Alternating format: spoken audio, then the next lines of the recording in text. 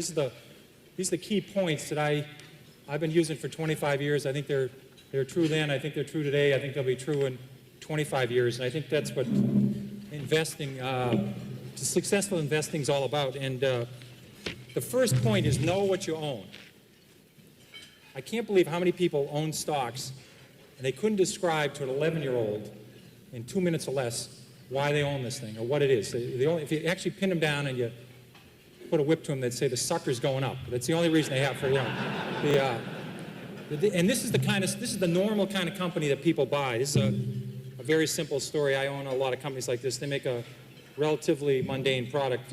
It's a 1 megabit SRAM CMOS bipolar risk floating point data I/O array processor with an optimizing compiler, 16-bit dual port memory, Unix operating system, 4 Whetstone megaflop polysilicon emitter with a high bandwidth, that's important, 6 gigahertz double metallization communication protocol, asynchronous backward compatibility, peripheral bus architecture, 4-wave interleave memory, token ring interchangeable backplane, and they do it in 15 nanoseconds of capability.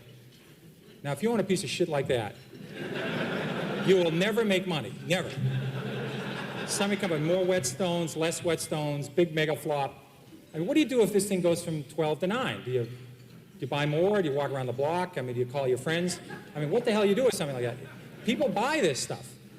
I mean, I buy stuff like Dunkin' Donuts and Stop and Shop and CVS and made money in all those. And Sally Mae was just here, right before me. I mean, it was a great story. It was simple, and no one looked at it. So that's the kind of stocks I like to buy.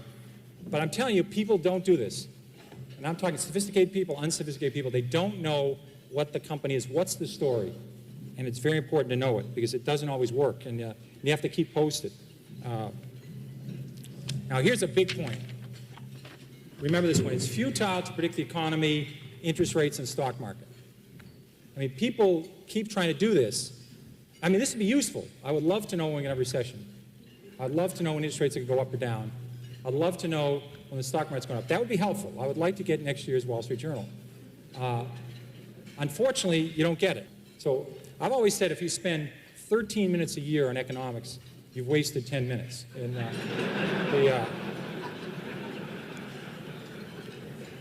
And all you need to know about the stock market is it goes up and it goes down, and it goes down a lot. And that's all you need to know.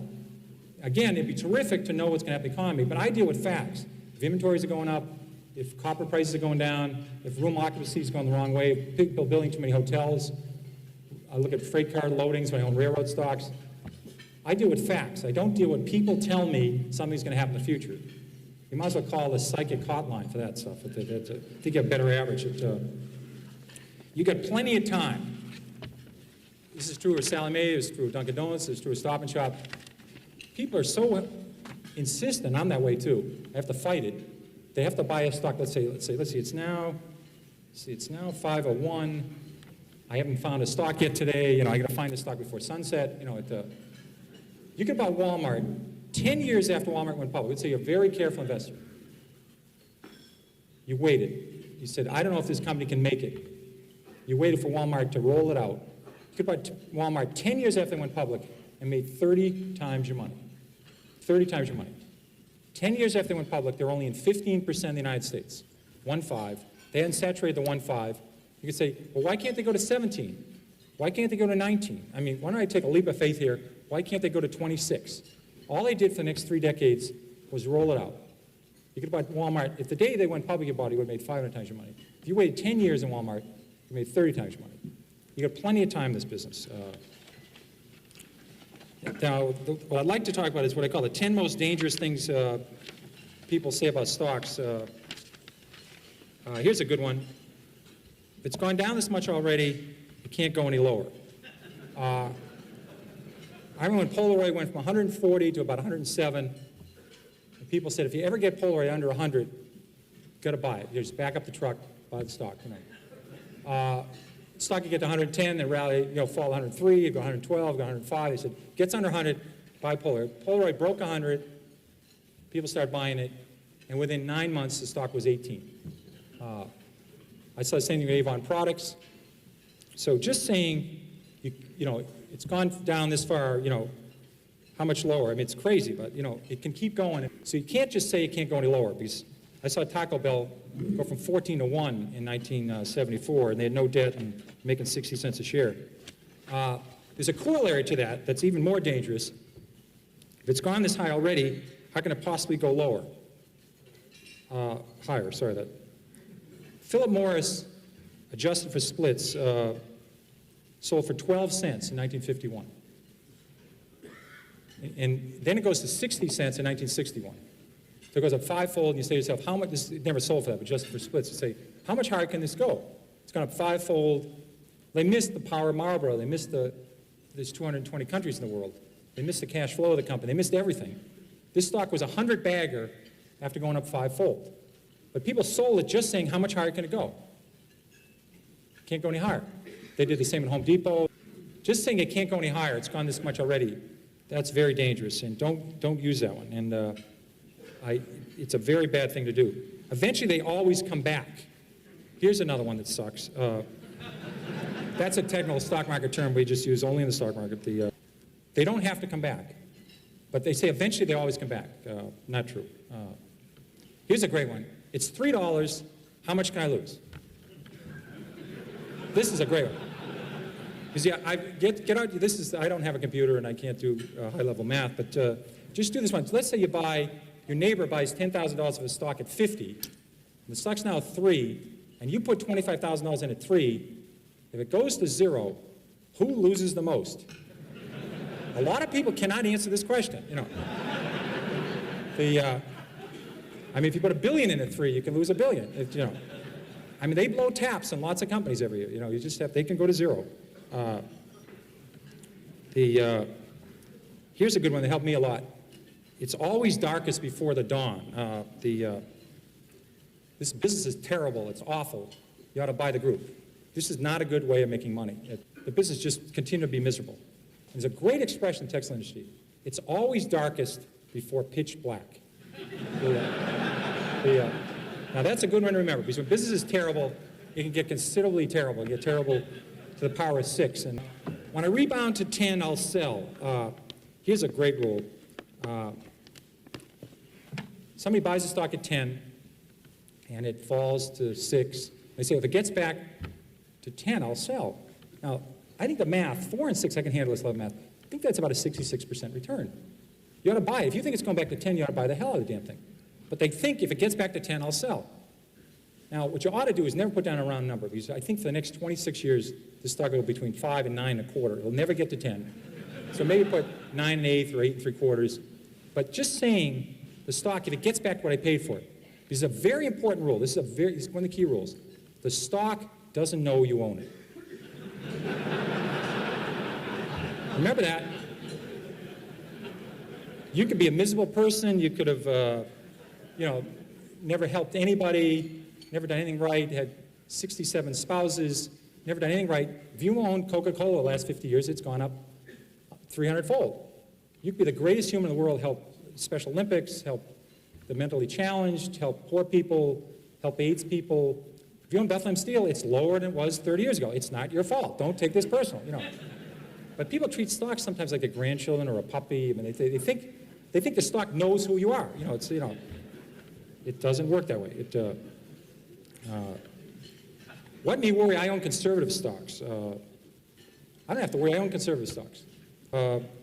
These are companies that have been around for 150 years, 120 years. Saying I own conservative stocks, I don't have to worry. So just because you inherit some stock and it's so-called conservative, like Eastman Kodak fell 75%, IBM fell 75%, don't tell anybody you own a conservative stock. Companies are very dynamic. I don't buy that argument. Here's a very dangerous one. Look at all the money I've lost. I didn't buy it. People do this all the time. They say, I literally, one of my books listed on 2 pages, in the 13 years I ran Magellan, I listed, I think about 200 stocks, A through L, on the New York Stock Exchange. They went up tenfold or more that I didn't own while I ran Magellan. I had owned lots of stocks. I listed 200 stocks A through L. I stopped at the letter L, and I didn't own any of these shares. They went up tenfold or more, and I was able to do okay with Magellan. Stock has gone up, I must be right. Stock has gone down, I must be wrong. I'm convinced that people do this all the time. They buy a stock at 10, they buy a little bit of it, it goes to 13. They now say they don't know anything more about it than they knew when they bought it at 10. They have no idea what this company does, but it's gone to 13. Now they take a second mortgage in the house and buy it at 13. The best thing that could happen for us is the stock go directly from 10 to 4 for these folks. You know. It's going to go to 4 eventually, but it goes to 13 in the middle. They're convinced now, they bought 100 shares at 10, now they buy 20,000 at 13. And all the fact is the stock went from 10 to 13 is it went up. The average movement of a stock in the New York Stock Exchange this century, between its high and its low, has been 50%. The average stock in the New York Stock Exchange. That means the stock started the year 20, sometime during the year sold 16, sometime during the year sold at 24, might have finished the year 21, might have finished the year 19. The average range of a stock in the New York Stock Exchange is 50% in 12 months, between its high and its low. So stocks go up and down a lot within a year. And say this stock is going up means you're right, doesn't mean a damn thing. So don't buy often on that one. Importance of management. Management is the single most important thing in a company. But for an outsider to know great management versus good management versus terrific management versus average management, tough to do. So I want the story to be solid. If management can add anything on top of it, that's great. I want to buy the story. Assume management leaves the next day and they're replaced by the next generation. That's fine with me. If management can add something to it, that's great. I'm not going to buy it because people say they have great management. Because you'll notice great management is always attached to stocks been up the last 8 years. You ever notice that? I don't believe in diversification at all. I would own one stock if I could find one great stock. Diversification is a big mistake. I call it diversification. You buy this thing that might balance this other thing and they both go down. So I don't believe in diversification at all. I would own one stock. But what I do believe in is if I find 10 good stories, they're all equally attractive, I buy all 10. And I wait to see them unfold. It's like watching 10 poker games. 10 games of stud poker. You watch the cards turn over, story 3 gets better, story 6 slips, story 7 stays the same but it goes up 50%, so you sell 7 and buy 2. That's all I do. So if they're equally attractive, I buy all 10. Then gradually some story says, oh my God, this is getting better and better, and guess what? The stock just went down. So you keep watching 10 stories and magically, because of that rule of stocks going up and down a lot, then you load up. You really, take a big advantage. So that either happens because something happens to the company or the market goes down and all stocks go down. This is the difference. This is what happens in the stock market. Because, see, everybody's got the brain power to do well in the stock market. The question is whether you have the stomach for it. That's the key organ in the body. There's always something to worry about. So people weren't buying stocks in the 50s because they thought that another Great Depression was going to happen. In the 50s, it was depression and nuclear war. The 50s was the best decade this century for the stock market. Barton Biggs says we are in a bear market rally. Do you agree? I don't have the freaking idea what rally, schmally. This is bullshit. Total bullshit.